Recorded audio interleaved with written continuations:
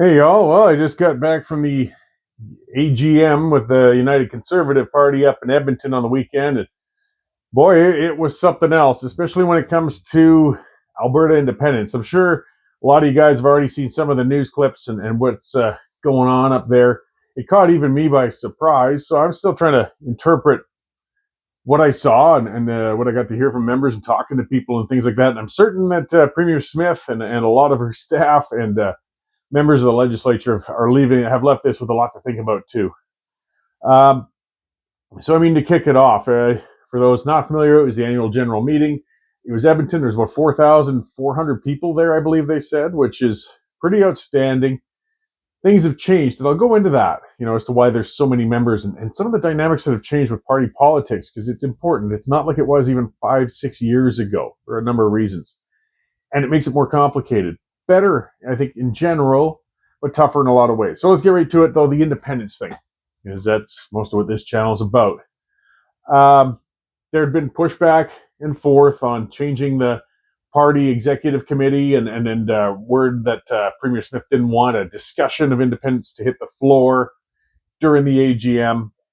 It wasn't on the agenda in any sort of way. So one of the parts of the AGM was Premier Smith sitting on the stage. It was for probably a couple hours with all of her cabinet up there, and then lineups for people to actually ask cabinet members and so on questions, about the party, about the province, whatever it might be. It, for the most part, was pretty benign. It was almost like getting a little boring. We were sitting in the big arena. I was up top. But something I could see already was Jeff Rath from the Alberta Prosperity Project. And, he stands out. And he was in one of the lineups, working his way towards the front to ask a question. Most people were asking questions, a lot of people with personal beefs and statements they want to make or extended questions. And cabinet ministers were more than happy to take long time to answer all of those. So I was thinking, is Jeff going to get to the front of that line and ask a question or not? Is he going to make it? And he got right to the end of it. The time had run out for the allotted time for this, segment of the AGM. And Jeff was at the front, and I think Premier Smith sort of made a decision on the spot. I better let him ask. And everybody kind of knew where Jeff's going to come from. He's pretty clear on where he stands and what he does. And so, it would look even worse, though, if you'd let Jeff stand in line for an hour and a half or whatever that was. I think he'd be the very last one in line to say, okay, we're all done, no more questions, and get off the stage. It would have infuriated people who really wanted to have an airing of the independence question. And so Jeff got up and he ripped into Premier Smith a bit about the memorandum of understanding. I'll talk a little bit about that in this video in a bit too, for the potential pipeline to the West Coast. And then just gave a shout out to the crowd quickly. It said, I'm paraphrasing, but everybody who's in favor of a fully independent, nation of Alberta, stand up, let us all know.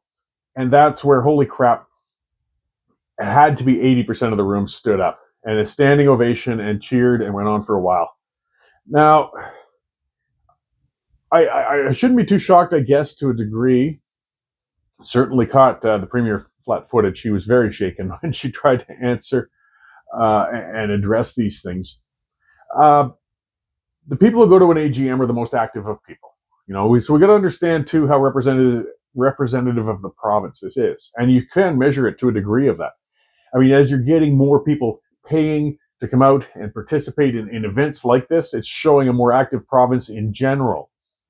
And they're going to be holding typically more definitive or stronger views than your average Albertan, but it's still reflective of them in general.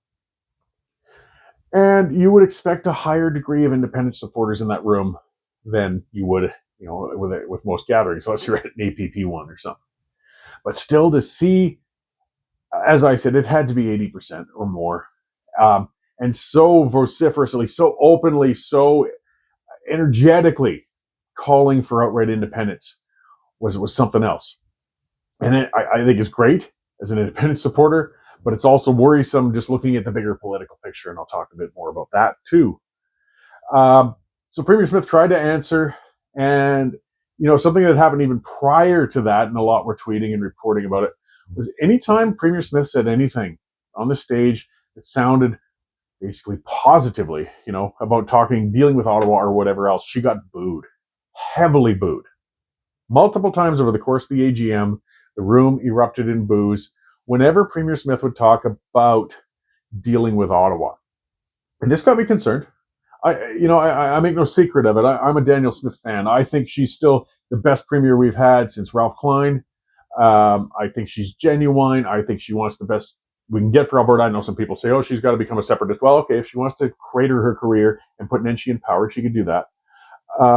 But she's imperfect. Oh, yeah, I know that. As I was on the board when she crossed the floor and cratered the Wild Rose Party years ago. She can make mistakes, that's for sure. But she mismeasured what the feeling is within her own party. She'd lost touch with that because she was, as taken aback as I was, as were the cabinet members on the stage. I mean, you knew it was coming, but you didn't realize the volume of it. And talking to people throughout the AGM, though, still, the majority of them, we're seeing some of that from, the usual chronic malcontents online. It's, we got to get rid of Smith. We got to pull Smith down, blah, blah, blah, blah. Yeah, well, who's going to be better? Whatever. Separate discussion. On the floor among the members, who are the only ones who can really pull her out effectively or not. Talking to people, the attitude was mostly the same. They really love Danielle Smith. They really appreciate her, but they have absolutely no faith in the MOU that she put out. They don't believe it's worth spending time on. They don't believe it's going to get to the coast. They don't believe it's worth even talking to Mark Carney. But they're still supportive of her for now. We got to remember, the same chronic bungholes who were whining last year were saying, oh, we're going to rip her down in the leadership review, and they were organizing and they were putting out BS flyers and everything else at the AGM. She got over 92% support or something like that. Just to try and give a guess, though, as I said, fair enough, I mismeasured the attitude in the room, as far as the independence goes. But I think if there had been a leadership review held in Edmonton, and just from my feeling from talking to people and everything else, if there had been one held this weekend, it might have dropped a little, but we're talking still more like 88, 87. She's comfortably supported by the members. They're just not happy seeing her dealing with Carney. I talked to members, senior members of the Premier's office. I had the opportunities to sit down and so on and talk about that memorandum of understanding. And they're holding optimism. There's more to come. We got to remember because one of the things they're talking about, there's no proponent. There's nobody actually saying they're going to put it forward. Well, participating in the negotiations for this, I guess, was Enbridge and the Trans Mountain Group and some others. So I mean, if they're going to invest that much time and energy as little as it is, because if you're going to really try to get a pipeline done, they got to invest hundreds of millions of dollars. And they've been burned way too many times. That's why they're often as cynical as all the rest of us are. But they think there's a chance, and I think because they were looking pretty war torn by the end of the AGM. That's part of not paying attention to your member base necessarily as well. They really thought they were going into this AGM with a big win, though. They really thought people were going to be very enthusiastic and celebratory, saying, thank you for getting this closer to reality. Thank you for cutting a deal, potentially to get a pipe to the coast. And they thought they were going to come in on a high, because you want to do that in an AGM. An AGM is usually kind of very much a cheerleading, positive affair for the leader and the others who are gathered there and everything. And that didn't happen. This MOU has not resonated with members. I think most would like to see it, sure, by all means, but they just don't believe it anymore. The skepticism is growing into cynicism, and as well-meaning or possibly, maybe behind closed doors, there's much more chance that this thing is going to happen than people are seeing from the outside. But right now, very few people believe there's a hope that this thing is going to get through. We're seeing Liberal members of Parliament putting videos out basically saying, don't worry, supporters, it's not going to happen. We're just BSing Smith. We're BSing Albertans. This pipeline's never going to happen. We're just signing this crap to kick the can down the road. Maybe they are, or maybe it's serious. It's a bigger discussion. I'll have more on my shows with the Western Standard and things like that. I had a lot of interesting discussions with people on the floor about that. I do think Carney really actually wants to get that pipeline through, believe it or not. I know a lot of comments will probably go wild on that one. I'm not saying he's a good man. No, he's a weasel. And I'm not saying he has Alberta's interests in heart. He does not. And that's why we've got to become independent. But he also knows he's sitting on a monstrous deficit. And they do need some economic activity to help him with his prime ministership. He doesn't care about us. And further developing the energy sector in Alberta would help give them that spur. not just building a pipeline, but of course the increased activity that would happen in Alberta now that there's more capacity, so we could increase output to fill that pipe. But perhaps he's being naive about the pushback that's coming on the other end too from David Eby and the Indigenous groups, and the ones that they're going to have to show courage and tell them, you know what, get stuffed. It's not your authority. This pipeline's going through it. And nobody believes that Carney has the nuts to push that through because it's in his ballpark. And when it kind of sounds a little like he's saying, well, I'm putting all this together, but it's going to be up to Premier Smith to negotiate with Eby and the natives, well, then it's not happening. It's not happening. Something they were very frustrated with was members of Parliament saying that they need permission and consent from the First Nations groups to get this thing through. They don't, and it's not in the MOU that they need it either. So they're pretty pissed off because, you know, here we are. They've cut this deal. They're laying out their political capital on the line. Then you got Liberal members of Parliament saying, well, yeah, but you got to get those guys permission. Well, we all know you're never going to get those guys permission. So either way, people know that. People know that going into the room. If there's something more that Premier Smith and that are seeing that should make people feel positive, well, they're going to have to do a better selling job on it. Because the members at large aren't going to swallow it. But either way, as I said, while most people are very supportive of Smith right now, that can change. That can change if the wheels keep spinning. If they don't see some sort of progress from the status quo, because affordability is a problem, mass immigration is a problem, a lot of things that are happening. And it seems that we're powerless as a province to do anything about it, aside from, again, trying to negotiate with Carney, who just doesn't seem to have our interests at heart. I wrote the column in the Western Standard that went out, my thoughts on it, my view, and I got some feedback from some folks there. It sounds like it might kind of come along that way. We've got to have a referendum on independence. We must. You've got a pressure cooker going on right now. You've got the Alberta Prosperity Project that has been organizing for years. They're packing halls. It's growing. I've talked about that on here. I've been going to chapter meetings that are filled to overflowing and with new people all the time. It's growing. It's not the same old bunch showing up all the time. It's growing. And as long as this referendum ability, petitioning and so on, is still sitting in the courts and in the can, they're spinning their wheels, they're ticked off, they're turning their guns on the government. They are upset and they're taking their frustration out at the AGM, at Premier Smith. It's time to bypass that BS with the court. We don't need their bloody permission. Quit asking permission. That's something that's got to change too. That's something we've got to learn from Quebec. Quebec does what they want, and then they say, what are you going to do about it? We wasted time, and it sounds like I've heard rumors they may adjust the legislation so that the electoral officer can't keep trying to, because the electoral officer has not been our friend here, can't keep trying to put off these things and shoving it into the courts. And then get it through, get it approved, fire the damn electoral officer if he's not doing his job. The authority above him is the government, which is us. And let the ball start rolling on this referendum. Let the ball start rolling on the petitioning. Let Jeff Rath, Dennis Modry, Chris Scott, Mitch Sylvester, the principals, the names, people like me who promote it. I'm not a member of the APP, but I'm certainly supportive of them. Let that petition get rolling. And then let the campaign start working towards the referendum. That we can question, we can debate. That'll be 6 months of independence talk. We need it. Will a referendum win? If it was held tomorrow, no. I don't think there'd be a chance. Again, I'm talking, the mood in the room at the UCP AGM is not reflective of the whole province. But it's growing.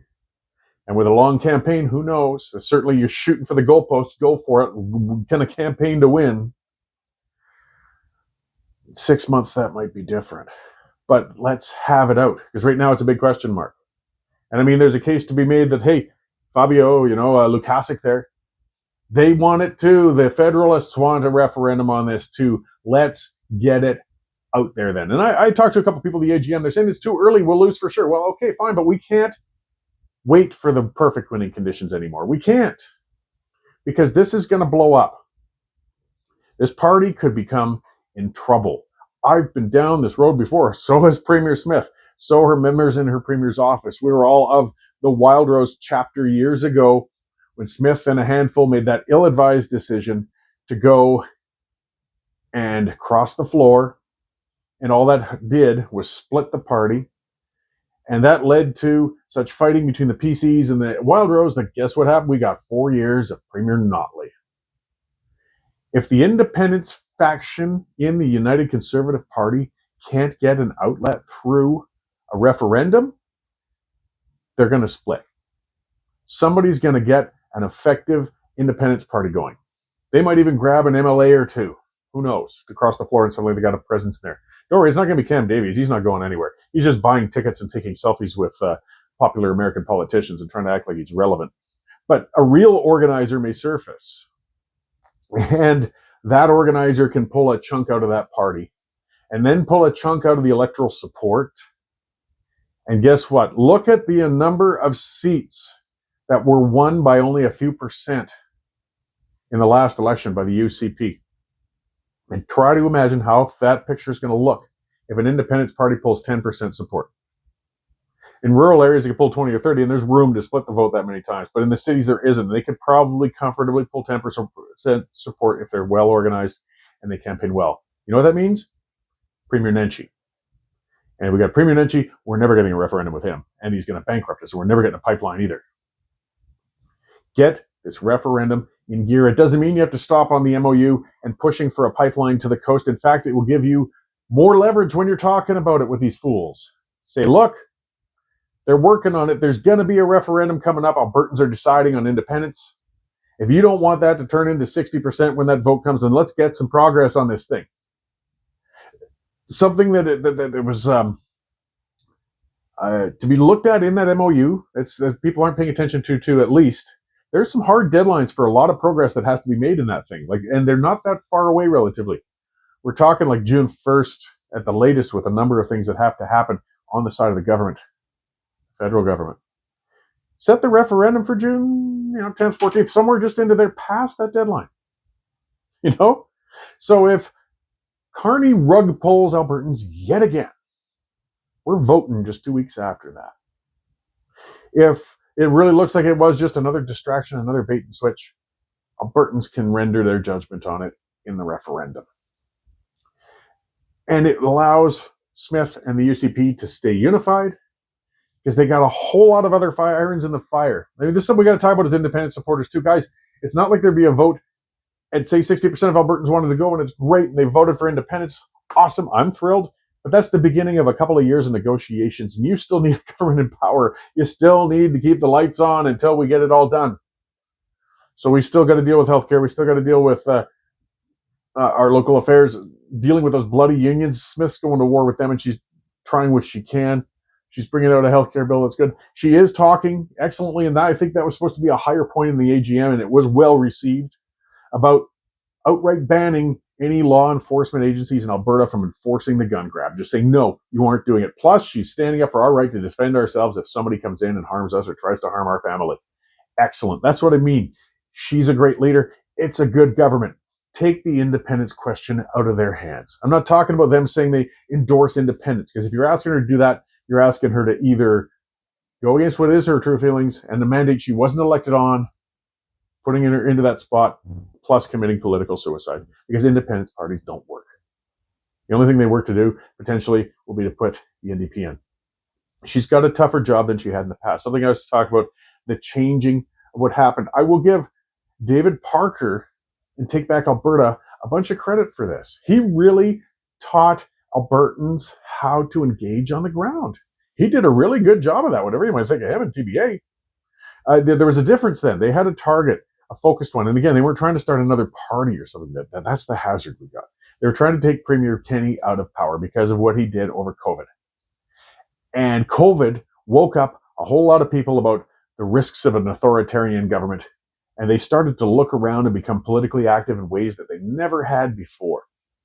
And he managed to get thousands of them, constituency by constituency, meeting by meeting, to sign up and take part in the party and change how the governing party was acting. Brilliant. I mean, it kind of fell by the wayside since, but you see what happened is people stayed members. They stayed active. They stayed engaged. And that's why in Red Deer last year, the UCP AGM had, 5,000, 6,000 people at it. A record. because they stayed engaged. They realized that they've got to participate. It was the largest political convention in Canadian history. The second largest one was yesterday in Edmonton. Albertans are staying engaged. And the Alberta Prosperity Project is following the formula that David Parker did. They're holding meetings everywhere, organizing, getting people active, engaged all over the province. The provincial government, nobody should underestimate where this movement is going. I got a feeling with what they saw this weekend, there's a lot of introspection going on in the provincial government. They underestimated the discontent. They underestimated how well organized, or at least, how active that segment is within their own party. And that's their base. They can't ignore it. Not just for the fear of a party splitting off from them. But you got to remember the people who show up at an AGM, the people who went, the weather was horrible. Friday morning was a god-awful drive up there. And the people willing to spend hundreds of dollars, drive those highways, go to Edmonton in the later part of November to sit at a political convention. These are active people. These are the ones that win you elections. These are your donors, your door knockers, your voters, your people talking on the ground. You can't ignore them. They didn't understand what the feeling was among their membership. They've got a much better understanding of it right now. But they've got to react to it carefully. And I think they will. They need a few days to chew on this, think about it, lick their wounds. It was still a good AGM, I think. It was still successful for the most part. The policy questions that came up, Daryl unfortunately didn't win the presidency. I'm not a member. I didn't vote. I didn't endorse anybody prior. I stayed out of all of that. But part of the issue was that Smith, the other Smith, who's the president, no relation, isn't that bad. But Daryl, wanted to, change things and bring it a little more over towards the independents and other things like that. So give it a good go and a good run for that presidency. But, unless the current president's really doing a terrible job, it's really difficult to unseat an incumbent. So it didn't happen. But that was interesting. A good, well-contested board election. It's healthy for a party either way, even if, you always see the person you'd prefer getting in there. And a lot of policy motions, look through them. I'm not going to go through them on this video. We go on forever. But very good conservative policy motions, and people voted strongly in favor of many, many of them. It was a good AGM aside from that, from this independence question that kind of dominated. It's unfortunate you lost the messaging. She really was hoping to come into it with a positive with the MOU and this potential pipeline. Instead, the discussion went elsewhere. But that's, whose fault's that? It's your show to run. Mistakes happen, but now you've made it so now you know where the narrative has to be and what you have to respond to. And then hopefully they do. But it was good. Of course, those who made it to the Western Standard Hospitality Suite, man, what a party. Again, I'm thankful I don't drink anymore.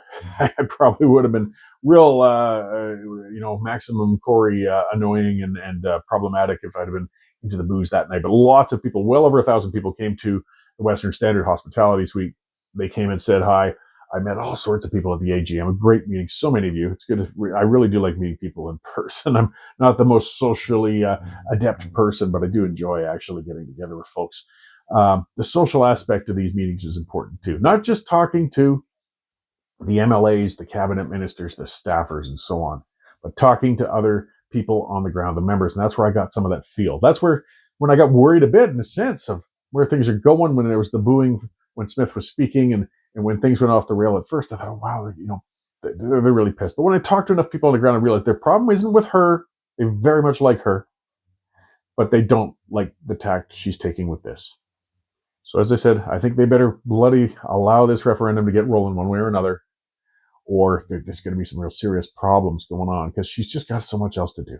And that takes the independence thing kind of off her plate. I mean, it's not like the story wouldn't be huge for a long time, but she can work, and the rest of her staff and the MLAs on everything else government, and leave the referendum to the citizens, because that's where it should always begin in the first place. Either way, just wanted to give that quick rundown for those who didn't make it to the AGM, or those who did, and these are what my thoughts and conclusions are. I'll talk more on my show at the Western Standard, of course, on Wednesday. There's going to be a lot to digest and talk about and chew on and think about with this whole thing. I think it was a positive weekend. I thank Jeff Rath for, bringing out the elephant in the room. Jeff's blunt speaking, and you don't have to wonder where he's coming from. So he's just the kind of person to do that, and he did it. I'll leave off with one more thing. Gotta do my plug. The Sovereignist Handbook. There'll be a link down in the description there if you want to grab a copy. Because yes, if we're moving towards referendum territory, and I think we are, we've got to campaign effectively, and that's what this is about. This is how to be a better advocate for sovereignty. It's not telling you why we should get there. I know most of you tuning into this already want to get there. I just like to help share my experience on how we get there, and Christmas is coming up. Want to grab a copy? I appreciate it. If you've already grabbed one, thank you. Either way, it's been a good weekend. I'm tired. I'm going to watch the football game, and independence is getting closer every day, guys.